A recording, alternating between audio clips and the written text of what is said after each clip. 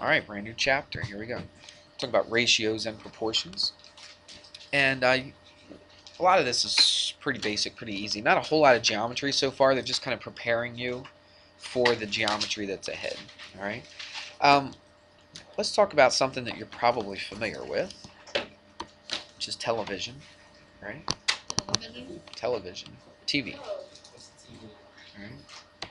So, that's, well, it says TV, right? Alright, today you guys, most people now have HD TVs, alright? High definition televisions, widescreen, right? It used to be a real big deal to have a widescreen. Very few people now have these things, okay? Now, these are probably like in bedrooms and things like that because your old TVs just don't want to throw away. But most people, for their main TV in their living room or something, have an HD TV. Who's got a high def TV in their house? Okay, now even my parents. I mean, my dad's 73 soon, and yeah, he'll be 73, and he stays up with all the technology stuff, and so he had a high def TV before I ever had a high def TV. He had all kinds of stuff before I ever had it, which is kind of cool because my mom my mom has an iPod and downloads all this stuff and an iPhone, whatever, iPhone and all that kind of stuff. You have And an iPhone? I don't even have an iPhone. Yeah. Right. So it's pretty cool. So technology is just not for kids anymore, right? It used to be that only kids, but now the older people are getting into it. I mean, I've been into it, but a lot of older people are now getting into it. But so that's high definition TVs. It used to be for years and years and years. It used to be this shape right here. Well, what they would call this, we call it analog TV. It's not digital television, right? But I had a digital TV that still had the same proportions. Now this had a certain proportions.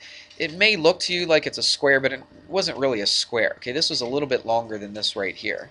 So let's do this in another color. Let's go red. Here's the proportions. So for how far you go across, there's a certain number that you go up and down, and they called that 4. Let's make this a little thicker. 4 by 3. You ever hear that? Okay, 4 by 3. That doesn't mean it's only 4 inches wide and 3 inches up and down. Okay, it could be. I had a little television when 9/11 happened, right? 2011 or 2011, 2001, 2001. Um, we actually watched it. I was in my class, and it's not that one right there, but it was like that little like boombox kind of a thing. You ever hear that Where frame? is the little TV? It's not. I said it's not right there. I said it's like that one over there, like a radio, a boombox, but it had a little TV screen on it, and a whole 4 inch. No, this was somewhere else. So it was a little 4 inch screen, and we watched. It was black and white, and we watched 9/11 happen as they're coming in my classroom. Everybody. I only had like 6 or 7 kids in the class, but I had us gathered around the television and we were watching it, little 4 inch screen TV like this. But that doesn't mean it's 4 inches this way, 3 inches this way. Okay, it's listen. So it means it's 4 by 3, which means you could have really big TVs, but it still be 4 by 3 format. So you go 4 this way, you go 3 this way. All right, that's what that means. These HD TVs. Has anybody heard what the dimensions, what the proportions? It's 16 by 9.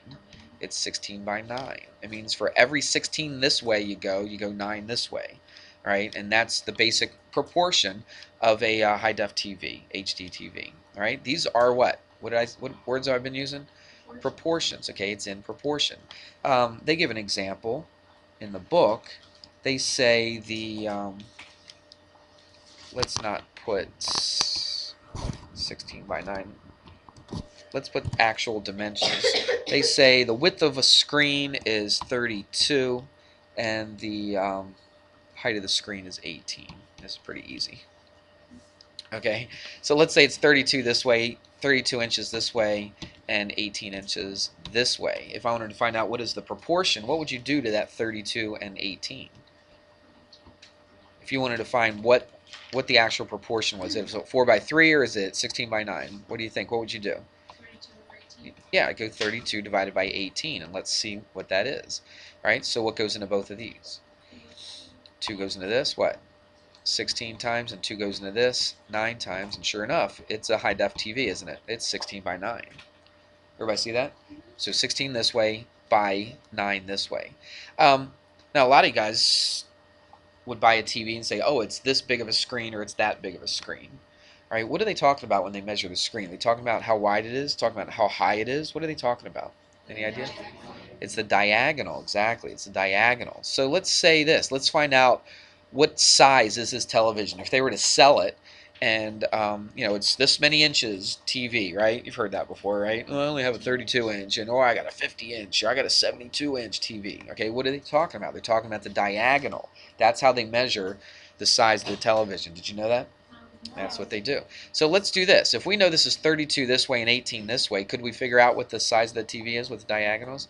Yeah, use Pythagorean Theorem, right? So if that's 18 and that's 32, let's plug that in. So what would you do? It's 32. Let's turn it on first. Clear it. So it's 32 what? Squared plus 18 squared. And that equals that. And then we do what to that? Take the square root of the answer, right? And then that gives you, so that's about a 36, 37-inch TV. Not sure if they rounded or what, I'm not really sure, but I'd say probably 37-inch television. All right, so that's what you're finding when you're doing that. It's pretty interesting, isn't it? Yes. Is that better? Okay. All right, so anyway, so we're familiar with that. So all I'm trying to do is show you ratios and proportions with stuff that you're familiar with. You probably look at one maybe every day. Computer screens are the same way. It used to be computer screens were more squarish or 4 by 3, but now they're 16 by 9. They're widescreen and all that kind of stuff. Laptops are the same way. Regular computer screens, almost all of them nowadays are like this instead of this. But remember those big old humongous monitors? They're so heavy you could barely pick them up. They were usually 4 by 3. Now, my dad, when he got his first high-def TV, it was one of these big old monster TVs. It was so heavy. We literally had to have 4 people to carry it in from. I guess he rented a truck or something like that. But to carry it in from the truck to the house, we had to have 4 grown men carrying it in. It was that heavy. It was not, but it was flat screen, but it wasn't the thin type. Very easy. Now and he still had it till not too long ago, and then he finally got a lot bigger TV, and of course he had to outdo me, and he got a 3D television. Anybody have 3D? He got that with the new one? His new one was a 3D TV. Yeah, it's pretty cool. It's pretty big. It's like a 50-inch, and it's 3D. You wear the glasses and stuff. But the only problem with 3D, listen, the problem with a 3D is there's not that many channels out that show 3D. Every once in a while, a football game or something like that will be in 3D. They may have like 2 or 3 special channels that show stuff in 3D.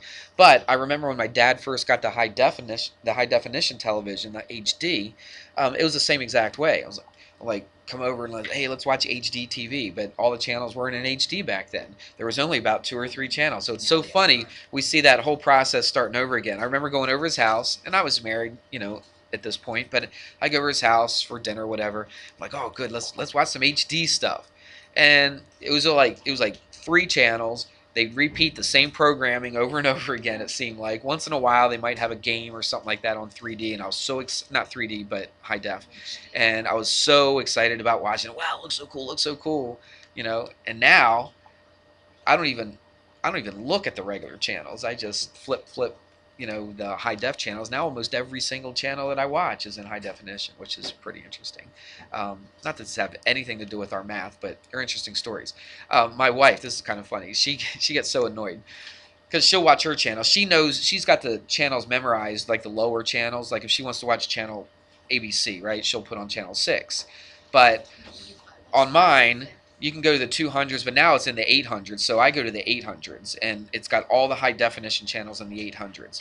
And so It's like 805, I think. For some reason it's not 806, but anyway, I got to 805, I think it is, and she'll be sitting there watching a movie, and it's small on the screen. It's not even taking up the whole entire screen, and it looks all junky looking. It looks terrible. And then I go up to her and I take the remote, and all you got to do is push two buttons, and it'll change it to a channel that's a high def channel. Yeah, and because you push the info button and it says watch in high def, right, or HD. Then you just click on that. Verizon? No, it's on Comcast, and so you click the OK button, and then it's on high definition, and it looks so much better. And she says, "Well, what's the difference?" I'm like, Yeah, "What's I the don't see the difference?" difference. Oh my goodness, it's humongous. To me, it's crazy different. Oh, I can't stand it. I mean, I won't even be watching the movie, and then I'll just walk through the living room, right, and see her watching it on non-HD, and I have to go over and click the remote and turn it on HD. I'll give her the remote and keep on walking, and she just looks at me like I'm a weirdo or something. But I was like, we bought the HD TV to watch it in HD. Why watch it on the crappy channel? It's just, I don't know. So anyway, You get frustrated. so there you go. I'm not frustrated. I want her to get the best viewing experience possible, and I just don't get what it. you're paying for. That's right. Get the most for your money, right? All right. Anyway, I think we beat this down. So we can't do this Really anymore, didn't can even we? have to say the cheapest. Yes. Pythagorean Theorem. Didn't you watch? Didn't you watch what I did? I did it all in the. It's right there, right? Were you here for that? Oh, it's 1 3. That's what it is. 1 3. Okay. Yeah, we did all that Pythagorean Theorem. There we go. All right. Let's what's another thing you can use ratios for sports fans? If you're a baseball fan, this guy, you want to find somebody's batting average. All right. So how would you find their batting average? You take the number of what?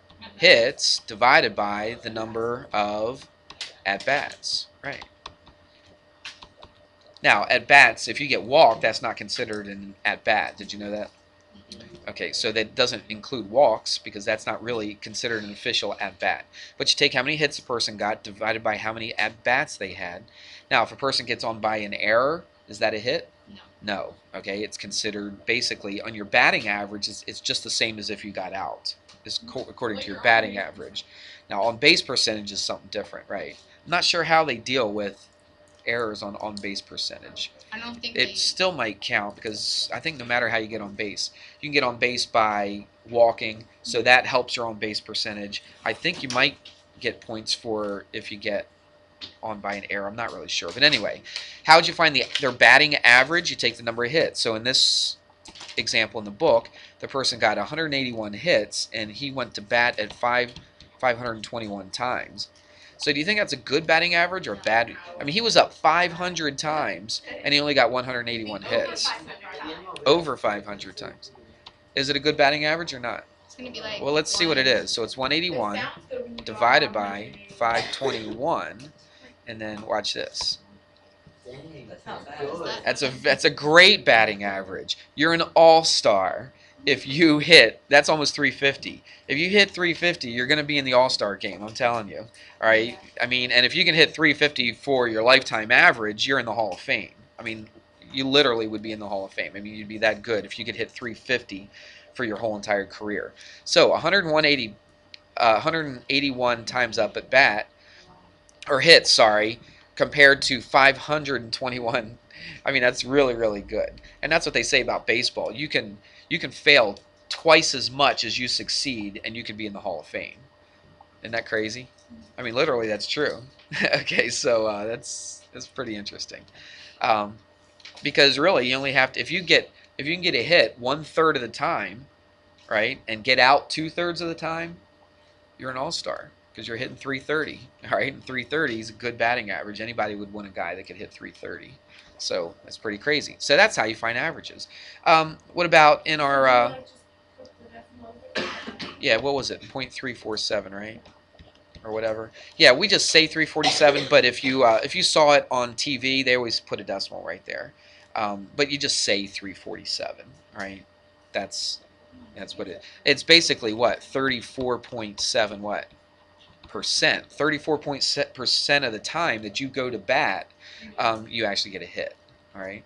and that's very good. In baseball, it's very, very good. Okay. Now I play men's slow pitch softball, and people laugh at that, but thousands and thousands of men, millions of men in the United States play slow pitch softball. And listen, if you hit 347 in slow pitch softball, that's not so good because they're not throwing the ball 90 some miles per hour at you. I mean, they do throw it high, up to about 10 feet. You're allowed to throw it, and I'm a pitcher, so I know how high you can pitch and stuff. It's slow, but usually batting averages in slow pitch softball is a lot higher than that. I mean, you need to be hitting around 500 to be pretty decent. Do I? Yes, I'm a softball pitcher, but it's slow pitch. It's slow pitch softball. It's not. You don't whip the arm around. You just stand there and so it's not fast pitch. But Will you it's show okay. us? No. All right. Do I have videos? I have a little bit of video back when I was a lot younger. Nah, I don't have it on me. Well, my team, it was a church league team, and we won our championship 4 years in a row. We won the whole entire league. We won 4 years in a row, which is a pretty big deal. And I pitched for them all 4 years, so yeah, I did okay. Yeah. All right, so let's talk about school. How do I figure out your average? Okay, that's right. I add up all your watch. I add up all the points that you earned, right? And what do I do to it? Divided of the points that were what? Let's call it possible. Okay. To me, I think this is the best way to figure out what your average is by points, not percentages. I don't remember the other day we talked about that as far as the quiz. Somebody said, "Oh, what's the percentage if I get this out of this?" Okay, it's like I don't even think about percentages. I just think about how many points that you get. All right, because you take how many points you get. So I don't say your test is worth so much percentage of your whole average, because I don't think sometimes, depending on the marking period, I don't think that's very a fair assessment. Because let's say you had quizzes, you only had like 2 quizzes, right? And you had several tests, a bunch of homeworks, and you only had like 2 quizzes the whole marking period. Well, if a quiz is worth, I don't know, 25 or 20% of your grade, is it really fair to base 20-30% of your grade on just 2 short little quizzes? I don't think so. So in order for that system to work, you have to have, a few tests, several quizzes, and a lot of homeworks, right, for that percentage thing to really be valid. With this, it's all how many points that you earned. Okay, so one quiz isn't going to kill you, and one test isn't going to kill you, and missing just a couple of homeworks isn't going to kill you. It's doing it all. So you could possibly have, I don't know, let's just make it easy. Let's just say around 400 points for a marking period. And so what if somebody gets, I don't know, 320 points for the marking period? So how would you figure that out? You just divide, simple division. So 320 divided by 400. And that gives you a 0.8. What is 0.8? Okay, right. So it's, yep. So 0.8 is 80%, right? Move the decimal 2 places to the right, so it's an 80%. So that's how you figure out your average in my class. Now, it used to be before teacheries and that kind of stuff, I would have the kids keep a sheet of paper and write down all their quizzes, all their homeworks, and all their tests and stuff, so they could keep track of what their average was at any point in the marking period. You guys have it easy because you just go to teacheries and look at it. It's already done for you.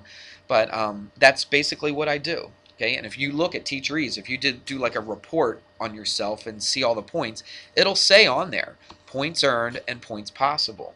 Okay, and it'll show you all that. You just divide them and you can get your percentage just to make sure teacheries is doing it right. Okay, but nowadays you got programs to do it, so it makes it nice and easy. So that's ratios. Okay, that's percentages.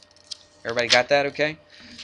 When we talk about a ratio, the word ratio basically just means a fraction. That's right. So when I find the ratio, it's just you write it as a fraction. And it's a comparison, isn't it? It's a comparison of 2 numbers. All right? So it's a comparison of 320 compared to 400. If I compare them, I divide them, and that's what I get right there. Okay? Let's. I just thought of this off the top of my head. What about my dad was, and he still does this. I think sometimes he gets a little overboard, but he knows all about his car. and he figures that as gas mileage. Okay, so gas mileage is also a ratio. Mileage. Does anybody know how to figure out your gas mileage? It's miles what? Per gallon. You've seen that all the time. MPGs. How many MPGs, right? You see that on commercials and all that kind of stuff. Well, what's the math formula for that? It's miles. What is per? What does that P mean? Times? Means divided by. Because look, 320 points per 400, right? It's divide. So miles per gallons. So you got to figure out how many miles. How do you know how many miles that you went on how many gallons? Depending on how many your tanks On the odometer, right. You have a trip odometer and you have a regular odometer on there. And some cars actually have 2 or 3 different trip odometers, right? An odometer A, B, and C or something like that. I've seen that before. But what you do is when you fill up, right, you go to the gas station, you fill your tank up, and then you hit your little trip odometer to 0, right? You drive throughout the weeks.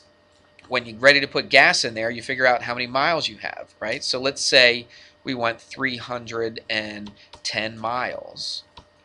And then, how do you know how many gallons that you put in there? Does your car tell you how many gallons that you used? No. Not normally. Just how many gallons you buy, right? So you've already filled it up, right?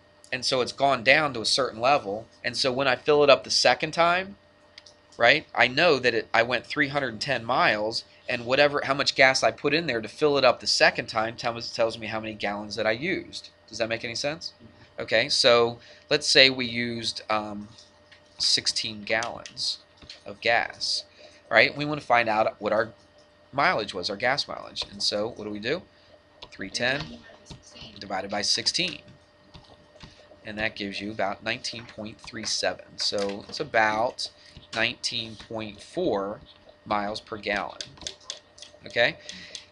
Depends what kind of vehicle you have on if that's good or not. It depends if you're just going around town or if you're on a trip. If you just had like a regular sedan car, that's not that great. If you had like a minivan or an SUV or something, that's pretty decent. Okay, for driving around town, 19 miles per gallon. Usually if you just have a regular car, nothing real big, just a regular sedan type of car, you should be getting, Honda, Camry, something like that. If you're on a trip, you should probably be pushing around 30 miles per gallon. Some will get higher than that, some a little bit lower, but around 30 is pretty decent. If you had a minivan or a SUV or something, this is probably what you would get, maybe 20-ish, maybe real low 20s on a trip. But around town, when you do a lot of stopping and starting and that kind of stuff, your gas mileage goes down. So it all depends. But that's how you can figure out your gas mileage. You know what my dad does? He's done this for years. When I first started driving, he was doing this, probably even before that. He keeps a notebook in his glove compartment every single time. Now, when I say every single time, I am not exaggerating. Every single time he gasses up, he writes the date, the gas the odometer reading, how much he put in and what his gas mileage was, how much it cost, and all that kind of stuff. Because you want to keep track of your gas mileage. Because it actually is kind of beneficial sometimes, because if you start seeing a trend, if you usually get around, let's say 25 miles per gallon around town, and then you start getting 20 or 16 or 15 miles per gallon, something's wrong with your car, right? You got to figure something out, okay? So if you were getting, well, my dad's a Honda guy, he always gets Hondas, but if you're getting 30 for a while, and then you start all of a sudden getting 16, then that tells you got to check something out, of your car, and then something could break down. So it is pretty beneficial. It could be something as simple as pumping air up in your tires. Did you know that? Just having your tires inflated properly will help your gas mileage. Oil might be needed change, or fluids might need to be changed, or air filter, or anything like that. Any of that kind of stuff will affect your gas mileage. Maybe your do test on if your air conditioner takes up more gas. They did that on, anybody watch Mythbusters? They do that on Mythbusters. Okay, whether opening because it used to be, people say, oh, I don't want to use my air conditioner because it uses up too much gas.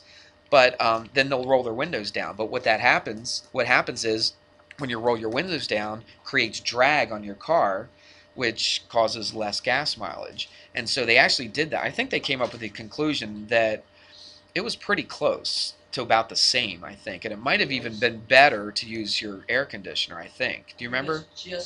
It's just a little bit better. I think it was pretty close. It might have been a little one way, but I don't remember. Yeah, so I don't think it really matters. Now, if you really wanted to, if it's summertime, it'd be kind of rough to do this, but roll up your windows and don't use your air conditioner. That's the best way to get the highest gas mileage that you can. So, right, I was saying that wouldn't be a good way to do it, but they would get good gas mileage, though. All right, so there you go. So all these things. Maybe we want summer. So look, so all this stuff is about ratios and fractions and that kind of stuff. How does this have anything to do with geometry? Well, I'm glad you asked. So, We don't really. so let's do this. Yeah, we're going to do ratios. Oh, you know what? Can you do an example? It will be white when I unclick it. I'll tell you what, let's hang on to this triangle. Let me just copy it. I'll cut it. Let's do this thing. No, I guess we can do it now. Let's do it now. Watch what they're going to do. They're going to say that this is 3x, this is 5x, and this is 4x. Now, does that mean this is 3 degrees? Obviously not, because what has to happen with all three angles right here? They have to add up to equal 180, don't they? So I can't say that, you know, this is 3 and this is 5 and this is 4, but what is it? It's 3 times a certain number, and then 5 times a certain number, and 4 times a certain number. We got to find what that certain number is in order to get this angle. You follow me on that? So the 3x represents the entire angle, right? How many degrees that whole angle is. This right here represents the entire degrees of that angle, and so does this right here. So what do you think I'm going to do to this to solve for x? Well, 3x plus 5x plus 4x. What should all that equal? 180, that's right, because that represents the whole angle, doesn't it? So what is this? That's 12x, right? Equals 180 divided by 12. What's 180 divided by 12? 15? Okay. So x is 15. Does that mean this is 15 degrees? Does that mean this angle right here is 15 degrees? No. What would this angle be? Right, it's 45, because 3 times 15, and that would be 45 degrees. What would this be? This would be 5 times 15. What's 5 times 15? 75 degrees. Now, you could find this two different ways, couldn't you? You could take both of these from 180, but let's just keep the same process. 4 times 15 would be 60 degrees. All right, let's see if they add up. 60 and, well, let's do the 45 and the 70. That's 120, isn't it? Plus 60 is what? 180. So it works, doesn't it? So these are ratios. These are ratios. The x right there is something that we call the scale factor. We're going to talk about that here in just a second. Okay, that's called the scale factor. And I think we'll talk about scale factor a little bit later. Now, when you're dealing with ratios, we're dealing with fractions, and a lot of times we're going to have fractions set equal to another fraction. You've probably dealt with this before, I'm sure you have. What if you wanted to solve for a? What would you do? What math would you do? Yeah, we call it cross multiply. Sometimes they call it the product of the means and the extremes. You ever hear that before? The products of the means and the extremes. By the way, I forgot this. We're comparing A to B. There's another way to compare A to B. You could write A to B. What would you write? 2 dots. Little 2 dots with the colon, okay? You could say A to B equals what? C to D. Now, sometimes they call it the product of the means and the extremes. The extremes, look at this. See how A and D are on the extreme outside of that little thing? So they call those the extremes, and what would you call these? The means. Not sure why they call it the means, but it's the product of the means and the extremes. So anyway, in case you hear that somewhere else, you're like, oh yeah, I remember Mr. Hammer told us about that. I probably won't refer to it like that very often, but that's what some people refer to it. What can we do here? We can cross multiply, right? Isn't that what we do? So when do you cross multiply? A lot of people get confused. A lot of people will do this. I had a class this year that it wasn't a geometry class, it was my other class, but I had something like this. I had something like that.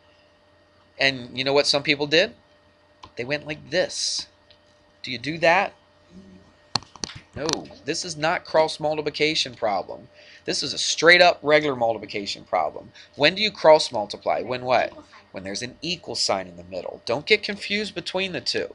If I was going to multiply these two together, I would go 2 goes into 2, 2 goes into 4, multiply straight across, 2 over 5. This is not cross multiplying right here. Everybody hear me on that? This is not cross multiplying. This is a situation where we cross multiply when you have an equals in between them. Now, how do we cross multiply? You've done this before, I'm sure. We multiply, when it says cross multiply, we multiply diagonally, don't we? Okay, we multiply this way and we multiply this way, then we set them equal to each other. So what do we get? We get AD equals what? CB. Everybody with me? And then you could solve for whatever you want to solve for. Let's just do a quick little example here. Let's do this. 6, and we're going to use this later on. Probably the very next lesson, I would guess. 31.5. I could have started off with an easier one, but we're running out of time, so let's just do this. If I asked you to solve for x, and this is basically what you're going to be doing tonight. Okay, you're just solving for x using fractions like this. Okay, thank you. So what do? We cross multiply. Now, I'm trying to solve for x, right? So I'm going to cross multiply. It doesn't matter which one we put first or second. I could have said CB equals AD, couldn't I? Wouldn't make any difference. So if I was going to do this, I would go 21 times x, which is 21x, equals, and then multiply this. So 6 times 31.5. Divide by 21, and then we got x. All right, so you plug that in. I'll let you do the work. I think it comes out exactly to 9. That comes out to 9. Okay?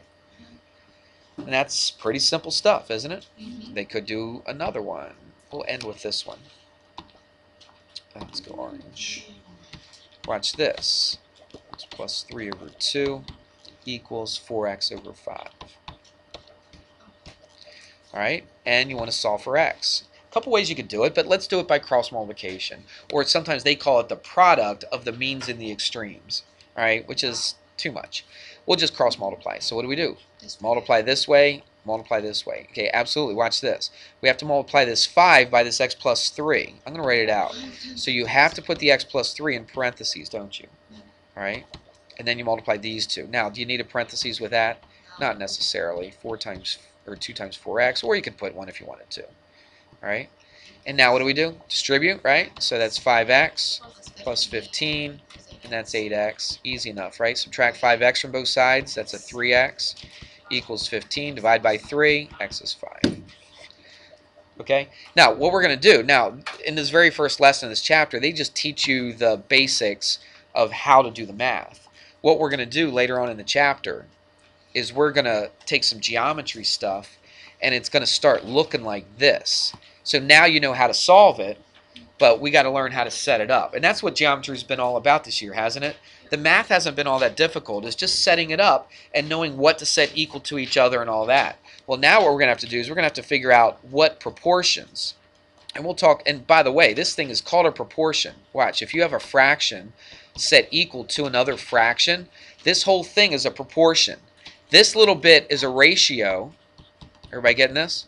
And the whole entire thing is called a proportion. When you have two fractions set equal to each other, you have a proportion. Let me do this. Watch this. What if you had 1/2 equals 4/8?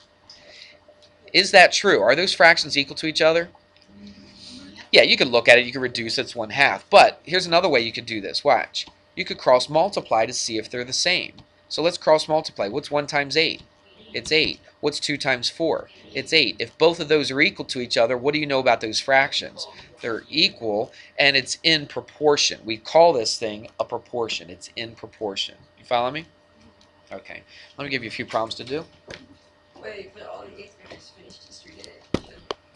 They did? The end of, Congratulations. This will be your reward for finishing History Day.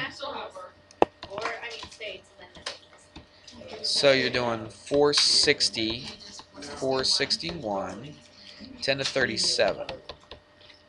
Now it seems like a little extra problems, but look how easy they are though, okay? The math is pretty simple. It's not that hard. All right, there you go. wait,